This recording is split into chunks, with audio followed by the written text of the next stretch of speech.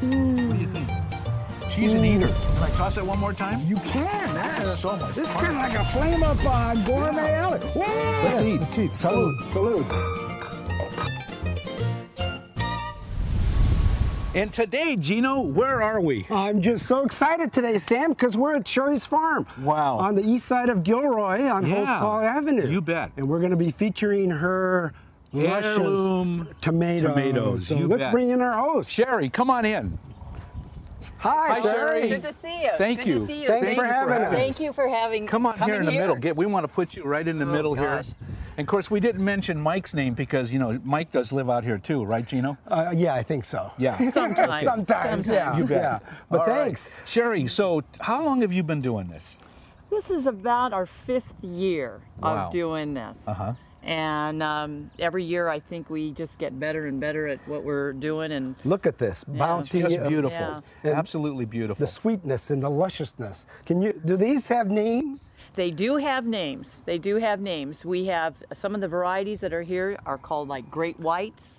We have Kentucky beef steaks, which are the orange colors, and the reds are called Uncle Mark Bagbies. Uncle Mark. Yeah. Oh, then you have one called Pineapple. One I know right we over have here. one called Pineapple. Yeah. Which is just like a pineapple. It's huge. It's Beautiful. It's just and sweet tasting. very also. sweet. Very Yeah. sweet. This is Uncle Mark's. Did you name it after Mark, your son? No, I didn't actually. But I told him it's after him. Good, good. You know, so Yeah. he felt like Yeah, he had yeah, a little yeah. bit. I had Mark at Jordan School. Oh, you did? Yes. Okay. Yeah. Terrific. Yeah. Well, we're going to talk more with you this after we do some cooking today, and of course we're going to be featuring your heirloom tomatoes. Absolutely. Yes. Yeah. They're great to cook with, and the sweetness and the flavor is there. And as you're cooking, you'll just the divine fragrance that comes out from these tomatoes. yeah. All right. Well, Gino, I think we better get to work then, huh? Okay. Absolutely. Thank you, Sherrie. Have We'll see you in a fun. little bit. Okay. later. Thank All right. you. Thanks. So what are we fixing today? Well, listen, we went to that specialty food big show up at the San Francisco. Moscone Center, Yes. and they have all kinds of booths there. And I found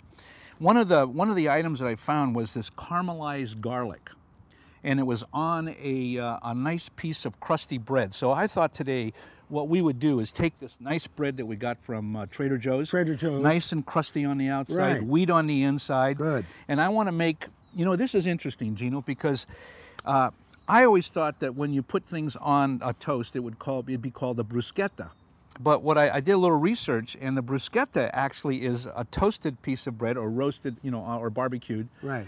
and then brushed with garlic. Right. And then the crostini is the one that has all the items on it. Okay. And I didn't know that. So I don't know if we're doing a bruschetta today or a crostini, but we're going to do it. All I know, it's delicious. Yes, it's going to And be it's great. easy. Yes. Today's dishes are going to be easy. Yeah, and what are you going to do? We're going to do the famous, flavorful fried bologna sandwich that we featured at the 2003 Garlic Festival. That was the 25th anniversary of the festival. Yes, Yeah. and we special ordered 600 pounds of Evergood bologna with Filled with fresh garlic. Yes. And over the 3 days, we sold all All of it. 600 pounds. Didn't have anything left. And and of all the recipes in our cookbook and what we've demonstrated, people always That's go, the one that when are peop- you going to feature the That's fried right. bologna sandwich again? You So bet. it's real easy. We're going to do that today. We're going to do both of those Okay. today. All right. let's- So it's my turn, huh? we'll start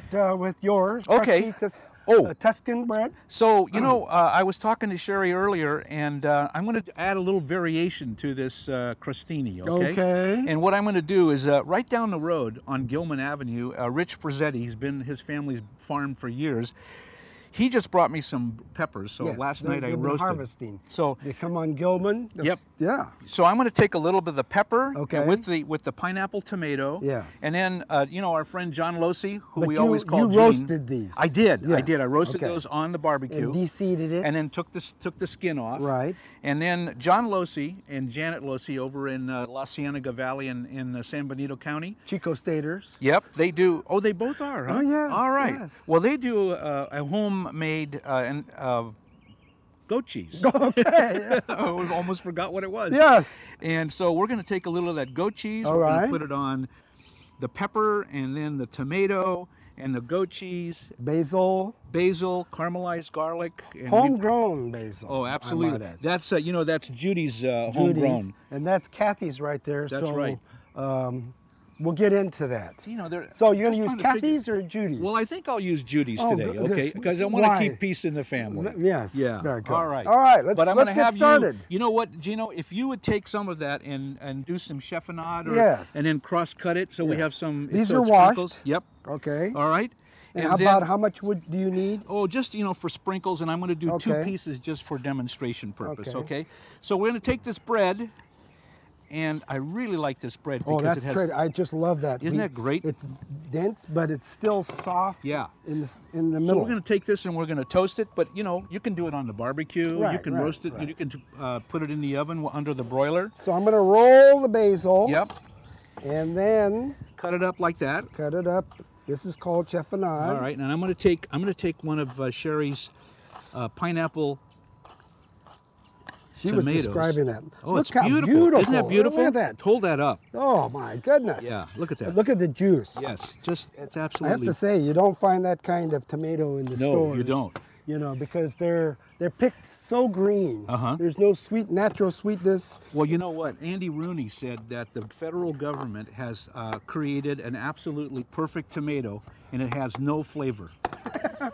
Yeah, Isn't but that something? But it looks good. Yeah, it looks good. And yeah. not all the But heirlooms. look at this right out here in Sherry's backyard, huh? Some of them have little scars and stuff, but they're organic and it's very natural. Yeah. If you and can't get flavorful. if you can't get any of John Losey's cheese, because you have to go to his house and get it, you can go to the store and get goat cheese. Okay. Okay. So you just kind of just all you want to do is kind of mash it up a little bit like Okay, that. Okay? okay. So we're waiting for the toast to toast.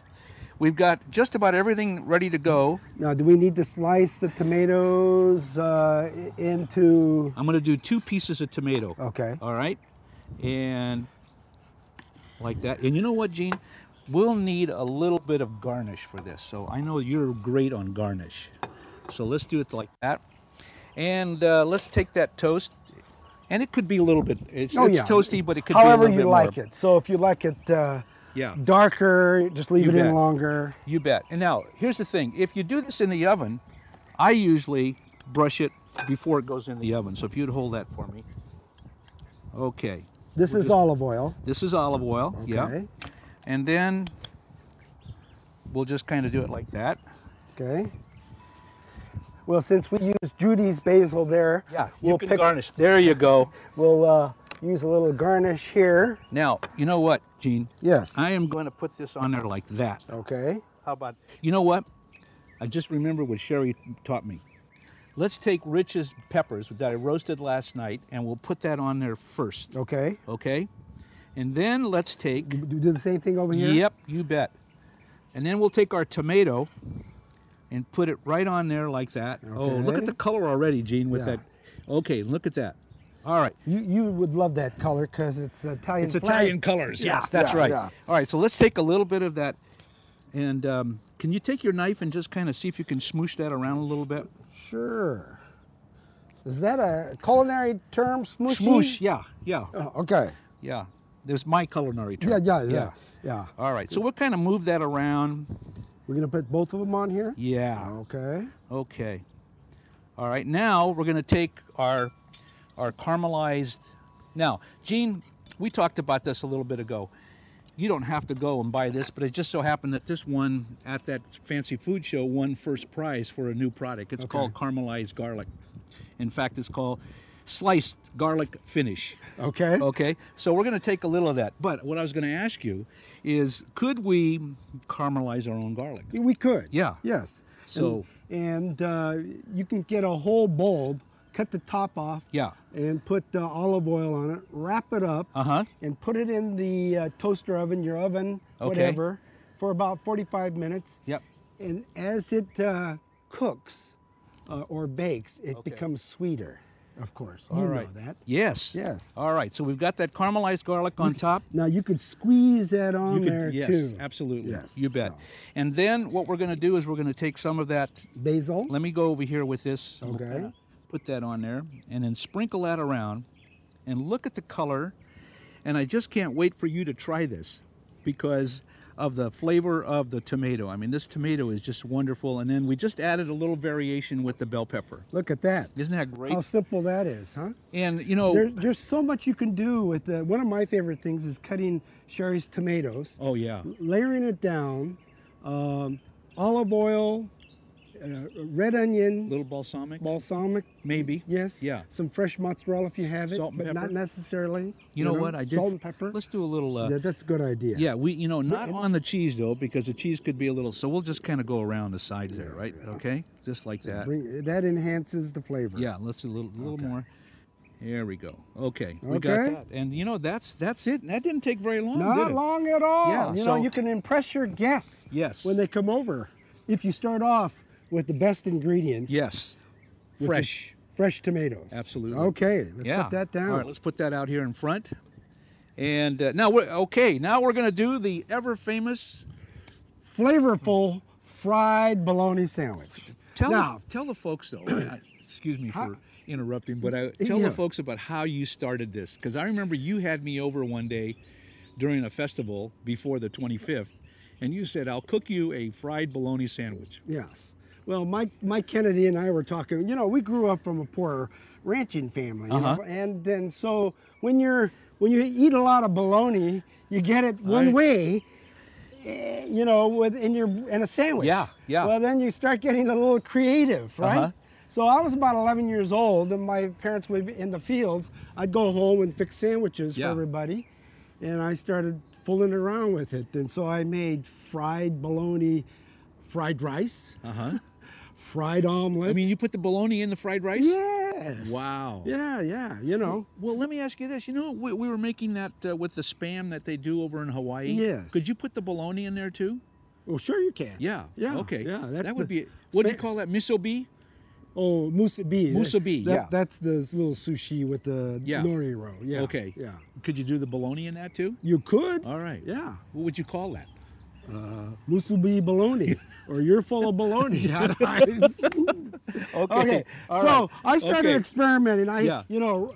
Uncooked bologna, but I started with cheese, and that was great. But then, you know, living on the ranch, we had a backyard garden. Like the Kennedy garden. Look at that. Isn't that beautiful? Yeah. Well, not this big. Not this big. Not this big though. Yeah. Yeah. And so I started experimenting. So let's start with your. Okay. What do you want me to do? Okay. I want you to toast a couple of pieces of your favorite bread. This is just store-bought bread, wheat, you know. Okay. Okay. Toast that up. I mean, really, you don't want to emphasize the bread on this one as much as you do not the tomato, the onion and the tomato. It's a combination of the flavors of the red onion, tomatoes, and the bologna. You know. Okay.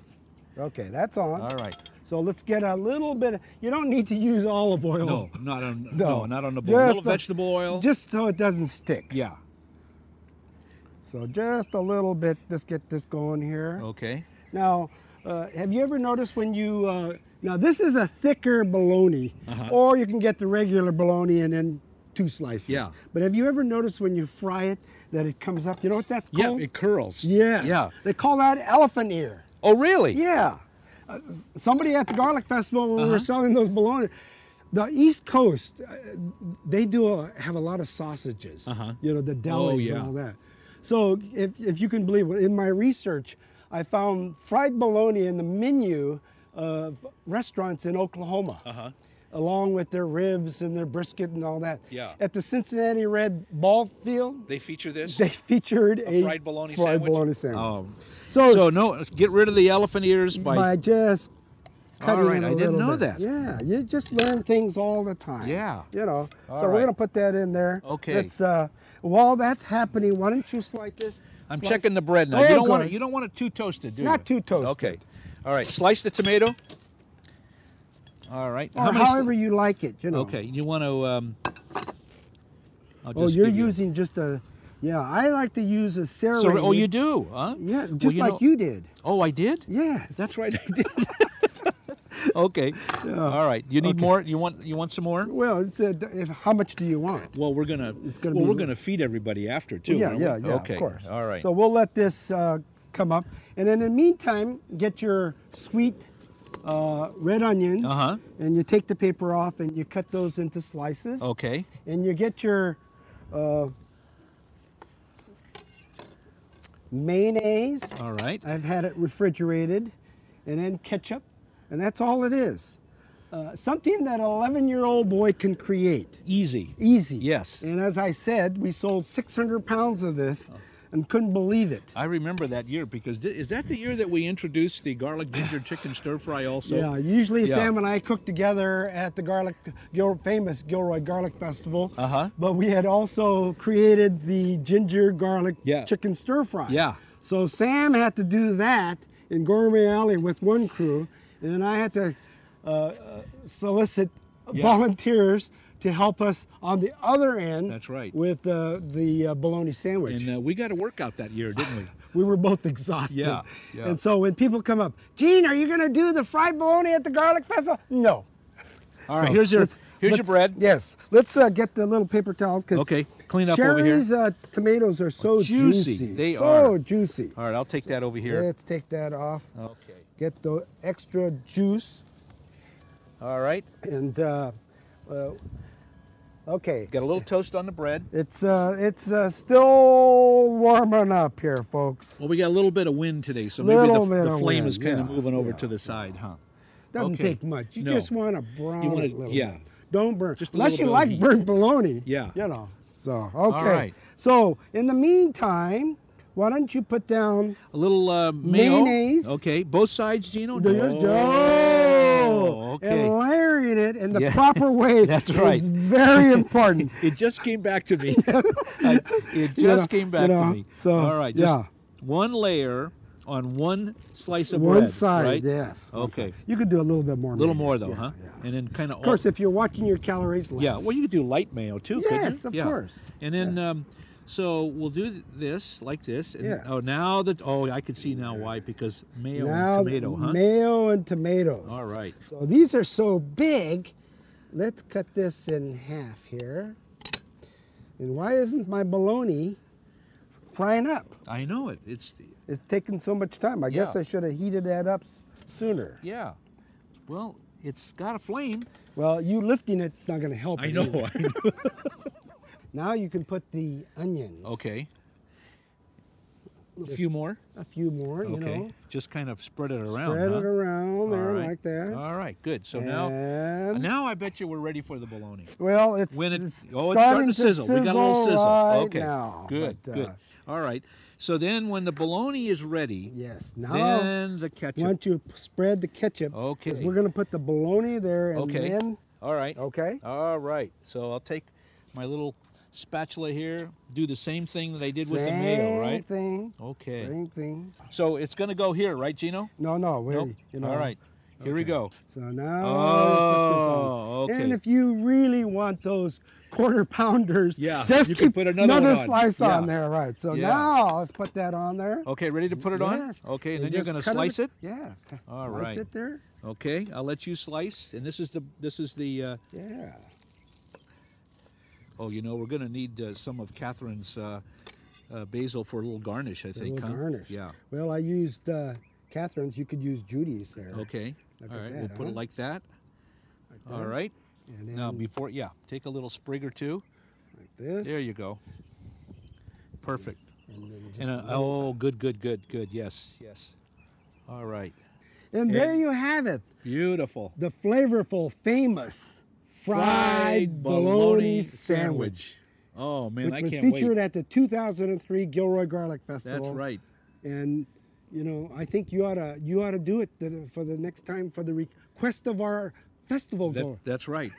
Not just me. Oh, Yeah, oh. it'll be us. Oh, okay. Yeah, okay. But we won't be separated this time. No, the flavor, and you know, I'm confident that Sherry's tomatoes will put this over the top. Great addition. Over the Absolutely. top. So All there right. you have it. Okay.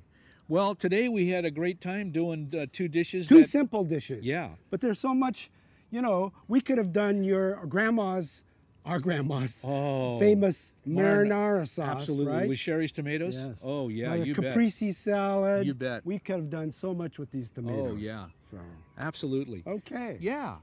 So now All we're going right. to bring Sherrie back in. All right, we have Sherrie back with us. So, you know, one of the things we want you to do, Sherrie, is try the bologna sandwich. Okay. And then, you know, and if you have some room left, maybe the I don't have to eat the whole thing in no, front of you. no, absolutely. You may not. want This to. isn't man versus food, is it? Just take a bite out of that. Okay. All right. Oh, Just, boy. yeah. Oh, look at boy. that. Your tomatoes. Is that good? You know, we have to have some wine with this. Of course, yes. Let's Let get me- some wine out here. Good? Red or white? What does red or white go with bologna? So what are some of the health value to homegrown organic heirloom tomatoes? Well, the first advantage is that our tomatoes are tested for their bricks, which is the sugar content. And ours are a higher bricks than a hybrid tomato. So what we're looking for is sweetness. Bricks is sweetness. And so that is why you get that taste, the great taste. And every vegetable and fruit has a bricks. And to give you sort of an idea, like wine is sweeter, and that would be like at a 23. Higher sugar content. Higher sugar content. And tomatoes are like it should be a good bricks is like a 6. A 6. All right. Okay. And So the ones that are in the store Probably are a what? 1. well, if distilled water was 0 Yeah. and you don't get much taste, you're a real low number. Wow. All right. Yeah. So There's no flavor You to can those. tell the difference. Yeah, you can tell. So that's where you get that flavor. And the other thing is we've heard high glycemic index, and you say, well, what is that? Basically, it's a scale from 1 to 100. Okay. And if you have a real high glycemic index, it means you got like a real sugary drink, Yes. and you get a blast of sugar, and then the sugar level in your body goes down right away. So that's why you're high for a moment, and then it brings you down. In vegetables and fruits, and why you want to eat vegetables and fruits is the glycemic number. You get a slow release of sugar into your system, so it stays with you longer. So you aren't hungry. And when you get a low blood sugar, what happens? You get hungry. So when you eat lots of fruits and vegetables, good fruits and vegetables, but I recommend any fruits and vegetables other than highly processed food. What do they say, 5 a day or something like that? Yeah. Okay. 5 of each, actually. And that doesn't mean you have to eat the whole thing at once. It means you can go throughout the day. So that's why we feel Sherrie's Farm, we want to produce the best to give it to the consumer, so the health benefits are so evident, and all the preventative diseases, from heart disease to some kinds of cancers, by eating good vegetables. You bet. And Sherrie, people can buy these At the stores. at the yes. stores, And They can buy them, and the other thing is we feel that young people, kids in particular, get a good taste of a good vegetable, it stays with them all their life. If they don't know what that taste is like, and they have to learn, they learn young. And so that's why we. Unfortunately, kids think that corn comes from a can. Or That's tomatoes come from cans. That's right. And it's real unfortunate that we've become so commercialized. Yes. You know, in big scale. Now, I noticed you have a green one there. This is not unripe. This is ripe. That is ripe. Yes. But it's a variety of... It's a variety of tomato. We also grow a green tomato that is large like that, and why I grew the green is we get requests for green tomatoes, and people want to do fried green tomatoes. But that's an underripe tomato. But we figure, you know what? You can take a ripe tomato and you still get fried green tomatoes. Absolutely. But the taste is there. So that's why we've enjoyed what we've been doing, because these tomatoes are, they're just so spectacularly tasteful and good for you. Yeah. Now, Sherrie, when you pick, the bricks on each of those tomatoes is the same number, or will approximately? We usually just take a sample. Okay. Because you basically, the tomato is the way you take a bricks is you have to actually put a thing into the tomato, take that juice out. Yeah. And so what we do is we take a sample at certain times, and sometimes we're even waiting to see when they're all ripe enough to go, or at the right level to go to the stores. Yeah. All right. Okay. Now, do you breed all of this yourself then? We do our own seedings. We do our own seedings, but we do not breed them. That's another industry. In other words, these are not hybrid. Is another kind of seed. You'll never get the same tomato again. Heirloom seeds mean that I could actually take seed from that tomato, and I would get that same tomato next generation. Okay. Oh, okay. Yeah. You also said that you go to places that you find the seeds in different farms. We find there's seed collectors that are farms that collect just the seeds. And what I do is they're all over the country, from Maine to Oregon, that they have certain varieties that we know that will grow well in this microclimate. And when do you plant? When do you start? We plant in April. April. April is, and we try to plant in between rain showers. Yeah. Ah, okay. But it was a cooler spring. Yeah. So the harvest was much later. The right? harvest wasn't that much later, a little bit later than we expected.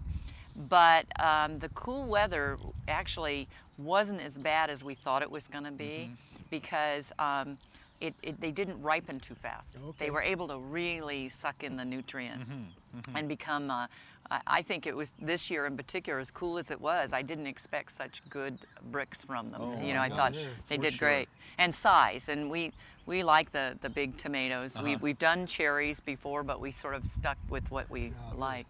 This was exciting not only because we were here, but we went to HD too. Absolutely. And we have a new partnership with Yep. 3B Productions. 3B. That's Kevin from 3B Productions. Yes. Yeah, absolutely. So every dimple and smile Oh, will now yeah. show. I don't have any spinach in my mouth. No, no, no, no. So thank you, Sherrie, for having us out to Sherrie's farm, you and Mike both. It was a wonderful experience to see how homegrown, organic heirloom tomatoes Absolutely. are grown. And you know, Sherrie, there's two things in life that you can't do without. And that is What are they? love Love, and a tomato. tomato. There you I'd go. say love for a tomato, but in addition to love, And right? did you know, Sam, that in Italian they call this the love fruit? I love fruit. The love apple. The Love love apple. apple. Love Oh, apple. I like that. Yeah. I hadn't heard that. Yeah. I knew you would like that. Yes, yes. Well, you know, we also say, Gino, that Yes. if SakaBozzo can cook, then And any bozo can cook.